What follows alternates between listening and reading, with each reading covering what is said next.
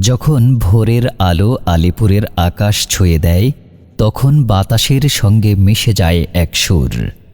এ সুর কোরআনের, এ সুর হেদায়াতের, এ সুর জামিয়া মহিউসুন্নাহ আলিপুরের। এই পবিত্র প্রাঙ্গণ যেন আল্লাহর নূরের একটি বাতিঘর, যেখানে প্রতিটি ইট, প্রতিটি ছায়া, প্রতিটি নিসর্গ সাক্ষী দেয়। এখানে জেগে ওঠে ভবিষ্যৎ প্রজন্মের আলো। এখানে গড়ে ওঠে হৃদয়, চরিত্র, আত্মা, যেখানে জ্ঞান শুধু পাঠ্য নয়, একটি যাত্রা, একটি আলো, একটি হিদায়াত।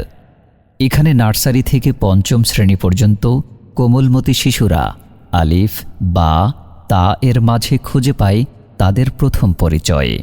তাদের ছোট্ট চোখে ফুটে ওঠে বিস্ময়, যেন তারা প্রথমবার মানুষের লেখা নয়, আল্লাহর বাণী স্পর্শ করছে।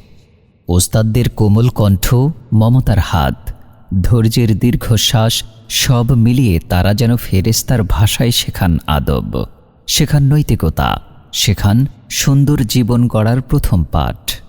তারপর এগিয়ে আসে কিতাব বিভাগের সেই মহিমান্বিত যাত্রা, জামাতে খুসুসি, মিজান জামাত, নাহবে মীর জামাত, হেদায়েতুন নাহু জামাত। প্রতিটি ক্লাস যেন জ্ঞানের নতুন দরজা, যেখানে প্রতিটি দরজার ওপাশে অপেক্ষায় থাকে বোধের আলো। আরবি ব্যাকরণ